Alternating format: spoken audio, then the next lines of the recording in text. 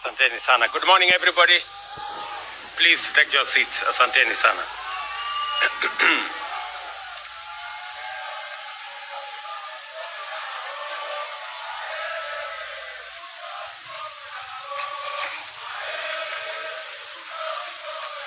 Asanteni sana. Thank you. Asante sana. Nairobi hoye. Nairobi hoye. Bas, asanteni sana. Ningependa kuchukua nafasi hii kwa niaba ya serikali ya Kenya kusema ya kwamba tumefika hapa asubuhi ya leo katika ghafla hii ya muhimu ya mambo ya umeme katika taifa letu la Kenya. And let me make this statement. The World Bank Country Director, distinguished guests, ladies and gentlemen, it is a great pleasure for me to join you today for this milestone event, one that brings us a definitive step closer to fulfilling a fundamental promise to the people of Kenya, achieving universal health coverage by the year 2030. Today, we sign contracts worth 11.6 billion to extend electricity to communities that have remained on the fringes of development. As you're aware, 76% or thereabout is in the asal parts of our republic. And for a very long time, they have been left behind because of the expansiveness of that region and because of other difficulties of communication, connectivity, and other challenges that have bedeviled that corner of Kenya for a very long time. The government of Kenya designed this COSAP program as an affirmative action program to take care of the people of the 14 counties that forms the northern part of Kenya. The 14 contracts signed today will establish 113 mini-grids, bring electricity to counties of Turkana, Marsabit, Samburu, Isiolo, Mandera, Wajir, Garissa, Tana River, Lamu, Kilifi, Kwale, and Narok. This marks a significant step and expansion of Kenya's growing energy revolution. Additionally, 6 contracts will be signed to ensure that 343 public health facilities, schools, and administrative offices are connected to electricity through standalone solar systems at a cost of 438 million. A further 316 solar water pumps, 4 boreholes worth 1.6 billion are in the final stages of procurement, ensuring that electricity not only lights homes, but also powers essential services for communities across Kenya. Today's event is more than just a contract signing. It is a reaffirmation of our unwavering commitment to inclusive development. It sends a clear message that no Kenyan, regardless of location or background, will be left behind in our nation's march to progress. Our mission is to extend modern, reliable, and affordable electricity to every home, school, and business, from the most remote villages to the busiest urban centers. This is the foundation of our development agenda, firmly anchored on Vision 2030 and the bottom-up economic transformation agenda, ensuring that every citizen has access to opportunity, access to progress, and dignity.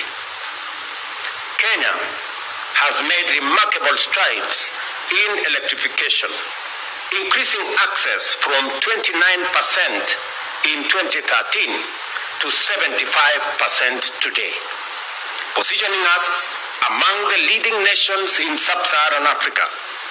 However, this progress has not been uniform While electrification has advanced in urban centers and along major transport corridors, vast rural areas remain in darkness. For communities far from the national grid, solar power offers the most practical, cost-effective, and immediate solution. That is why the government of Kenya, in partnership with the World Bank, is implementing the Kenya Off-Grid Solar Access Project, commonly known as KOSA. This initiative is about more than just power. It is about transformation. With electricity in health facilities, vaccines and essential medicines will be safely stored, ensuring life-saving treatment reaches all that need it. With electricity in schools, our children will benefit from longer study hours, better learning environment, and greater opportunities to excel. With power in homes and businesses, we will unlock new economic opportunities, support small and micro enterprises, and create jobs, turning villages into vibrant hubs of commerce and innovation. Distinguished guests, through the last mile connectivity program under the Kenya Power, 1.2 million customers have already been connected in the last 2 years, with another 460,000 set to benefit by 2026. Through REDEC, we have connected 63,000 out of 93,000 identified public facilities, including 22,900 public primary schools. This work continues with 1,071 public facilities projected to be completed in 2023-2024 financial year, and another 1,450 currently underway in the financial year 2024-2025. Beyond expanding access, we remain committed to achieving a 100% clean energy grid by 2030. Diesel-powered stations are being hybridized and with solar PV systems, and plans are underway to install an additional 8 megawatts of solar power in Wajir County. In Lodwar, we are taking a bold and decisive step to shut down the diesel power plant operated by Kenya Power and extending national grid to Lodwar by next year. I am looking for that proud moment to switch off the diesel power plant in Lodwar for the first time. This includes constructing a 100-kilometer of 66 kilowatt power lines and a substation, at a cost of 900 million. These projects are clear statements of intent. We are reducing our dependence on costly and polluting diesel power, cutting energy costs, and reinforcing our climate commitments while enhancing access to our communities, to our villages, and to our towns. Until every household, school, business, and health facility in Kenya has reliable and affordable electricity. And I want to confirm that for the last 7 years, we've had estates, or in fact, areas like Kosovo here in Hospital Ward, Mukuru kwa Njenga, Mukuru kwa Ruben, Mugumoini in Embakasi West, that have lived in darkness for the last 7 years. I have given very firm instructions to the ministry, to REDEC, and to Kenya Power to develop a mechanism where we will light up those estates and those areas of Nairobi. It cannot be that in the capital city of Kenya, there are citizens living in darkness.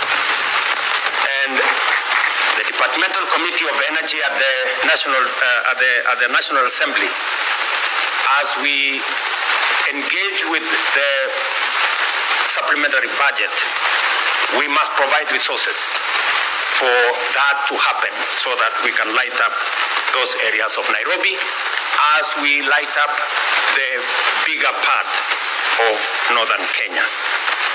And we are intentional, we are deliberate as we do this, because we must develop this country in a wholesome manner.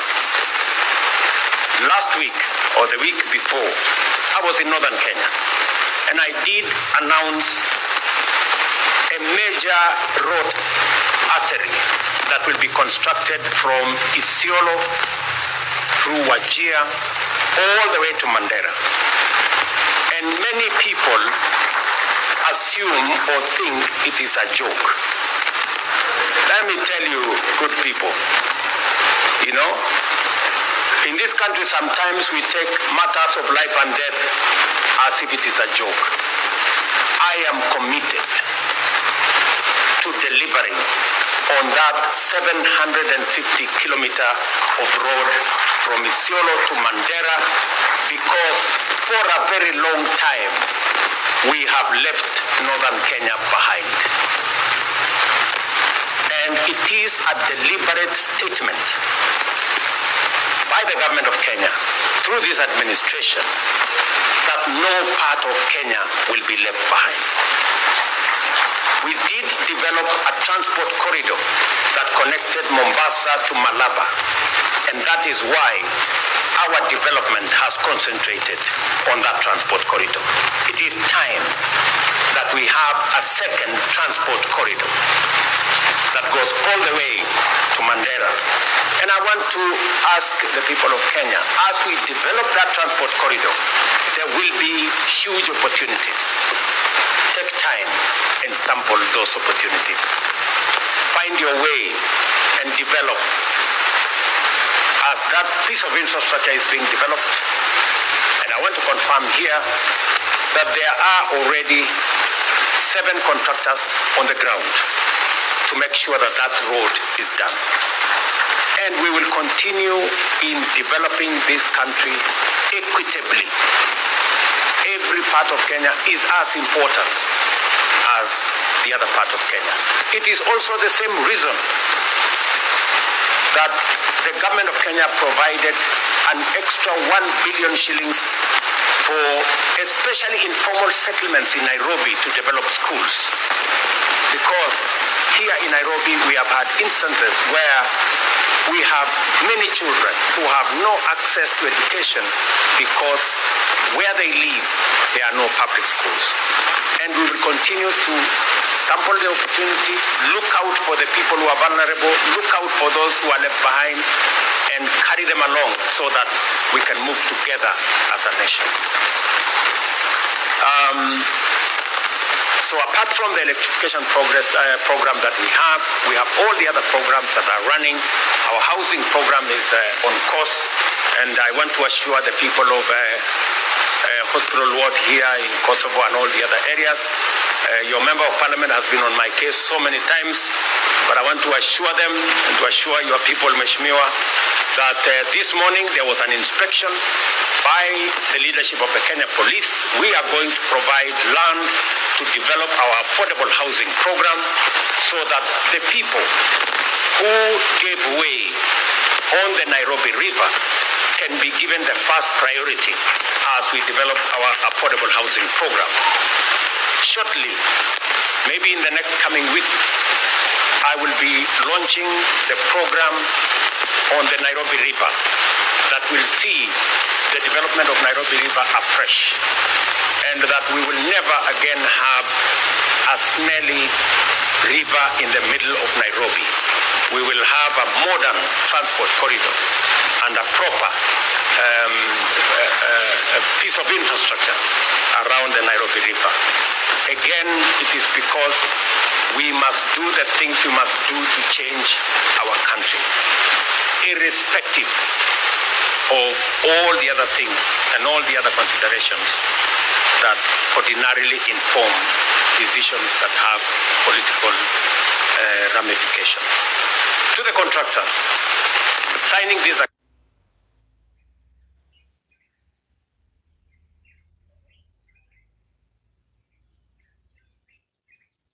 ask for your support in ensuring this project succeed and deliver tangible benefits to the Kenyans that will benefit from these facilities. And you have my commitment, that of this administration, to work together in partnership with you to make sure that we reach out to what the World Bank Director here has given us, that this project is going to reach to about 1.1 million people in northern Kenya, in the 14 counties in northern Kenya, including Narok.